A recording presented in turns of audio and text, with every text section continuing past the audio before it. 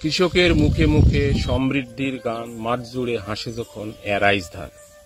আজকে এপ্রিল মাসের 19 তারিখ 2025 সাল। আপনারা যে ধানটা দেখছেন এটা হচ্ছে বায়ার ক্রপ সায়েন্সের বোরো মৌসুমের সবচেয়ে জনপ্রিয় এবং দীর্ঘদিন ধরে চাষি চিকন ধান হিসেবে ব্যবহার করে অ্যারাইজ তেজ গোল্ড।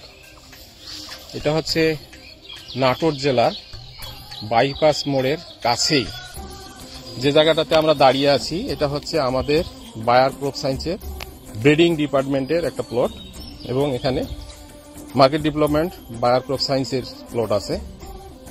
আমরা যে প্লটটাতে দাঁড়িয়ে আছি এটা হচ্ছে অ্যারাইজ তেজ গোল্ড। আমরা কেন তেজ গোল্ডটা করেছি এটার পিছনে কারণ হলো আমাদের এখানে তেজ গোল্ড থাকবে, পাশাপাশি কম্পিটিশন মার্কেটের প্রোডাক্ট থাকবে এবং আমরা নতুন নতুন জাত কৃষক পর্যায়ে জনপ্রিয় করার জন্য আমরা বাছাই করি আর কি। আমাদের বিশেষজ্ঞ টিম এখান থেকে নতুন জাত আগামীতে আমাদের বায়ার ক্রপ সায়েন্সের পোর্টফোলিওতে আসবে, সেই জাতগুলো সিলেকশন করি। তো অ্যারাইজ তেজ গোল্ড আমাদের সেই ধরনের একটা বিশেষজ্ঞ টিমের সিলেকশনকৃত একটা জাত এবং বাংলাদেশের কৃষিতে অ্যারাইজ তেজ গোল্ডের একটা বিশেষ গুরুত্ব আছে।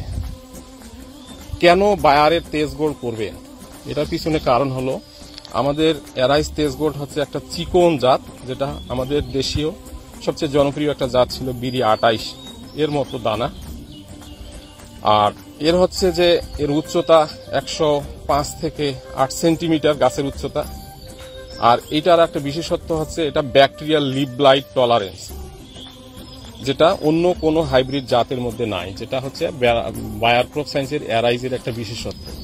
আর চিকন জাত, আর এতে কার্যকরী কুশির সংখ্যা খুবই ভালো। বাইরে এবং ভিতরে অ্যাভারেজ কুশির সংখ্যা, আমি বলবো কার্যকরী কুশির সংখ্যা 14 থেকে 15টা এরকম থাকে এবং বাইরের দিকে দেখা যাচ্ছে 18-20টাও থাকে। তো আমরা এটা বলবো না। তারপরে হচ্ছে যে পেনিকেলে ধানের সংখ্যা থাকে 280 থেকে 300 অধিক এবং চিকন হওয়ার কারণে, কুশির সংখ্যা বেশি থাকার কারণে এবং বিএলবি ডিজিজ না হওয়ার কারণে এটা ফলন কিন্তু ট্র্যাডিশনাল জাত এবং বাজারে প্রচলিত অন্য কোম্পানির হাইব্রিড জাতের চেয়ে ফলন অনেক বেশি। আর বায়ার ক্রপ সায়েন্সের অ্যারাইজ তেজ গোল্ড এটার বীজটা উৎপাদিত হয় আমাদের দেশীয় বায়ার ক্রপ সায়েন্সের যে বিশেষজ্ঞ টিমের তত্ত্বাবধানে। আমি যে ফিল্ডে দাঁড়িয়ে আছি অ্যারাইজ তেজ গোল্ডের এই ফিল্ডটাতে আপনি দেখেন যে কোনো ধরনের অফ টাইপ প্লান্ট নাই। এই ধানের আমরা ডিসেম্বর মাসের 2 তারিখ 2024 সালে ধানটা পানিতে ভিজাইছিলাম। এরপরে সোকিং করার পরে হিপিং দিয়ে সিড বেডে আমি চারা করি। আজকে ক্রপ এজ হচ্ছে 139 দিন, আর সর্বোচ্চ 10 দিনের মধ্যে কাটা যাবে। আমরা যেহেতু একটু বিশেষভাবে সিড ভেজা থেকে শুরু করি, আমাদের দেশীয় চাষিরা সাধারণত বীজতলায় চারা দেওয়ার পরেই হিসাব করে। আমাদের পার্থক্যটা এখানে। আমাদের নর্মালি ট্রেডিশনালি চাষিরা যেটা করে, এটা নর্মালি সিড টু হারভেস্ট এটা সময় লাগে 140 থেকে 45 দিন। আমাদের এটার জাতের জীবনকাল 140 থেকে 45 দিন বড় মৌসুম। এবং এটা চিকন হওয়া এবং এটা কোনো ধরনের ডিজিজ নাই, ইউনিফর্ম গাছ এবং এতে যে পেনিকেলের সংখ্যা এবং প্রত্যেক পেনিকেলে যে ধানের সংখ্যা, নিঃসন্দেহে এটা প্রমাণ করে যে এটা আমাদের শতাংশে 1 মনের কাছাকাছি, 1 মনের বেশি এটা চাষির পরিচর্যা এবং সঠিকভাবে সেচ এবং সার ব্যবস্থাপনার উপর নির্ভর করে।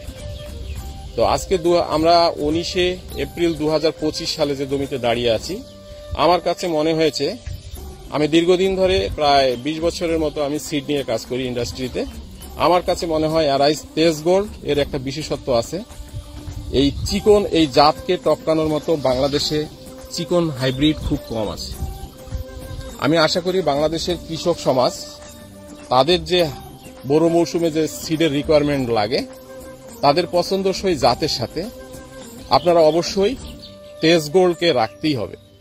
কারণ এরকম ঝড়ো আবহাওয়া যদি হয় ধান বের হওয়ার সময়, তাহলে কিন্তু bacterial leaf blight, panicle blast, তারপরে BLB, BLS, bacterial leaf streak এগুলোর আক্রমণ থাকে। আমি নিঃসন্দেহে বলতে পারি অ্যারাইজ ব্র্যান্ডের যে কোনো ধান এই রোগ মুক্ত এবং এটা উচ্চ ফলন দেওয়ার মতো একটা জাত। আশা করি বায়ার ক্রপ সায়েন্সের তেজ গোল্ড আপনারা অবশ্যই আগামী 25 সালে যখন সিজন শেষের দিকে শুরু হবে 25 থেকে 26, আপনারা তেজ গোল্ড অবশ্যই রাখবেন, কারণ তেজ গোল্ড এমন একটা জাত, এটা উচ্চ ফলন, উচ্চ মুনাফা এবং টেনশন মুক্ত রাখে। তো আপনারা বায়ারের সাথে থাকবেন, অ্যারাইজের সাথেই থাকবেন, কারণ ভালো ধানে ভালো জীবন, এটা বায়ার ক্রপ সায়েন্সে।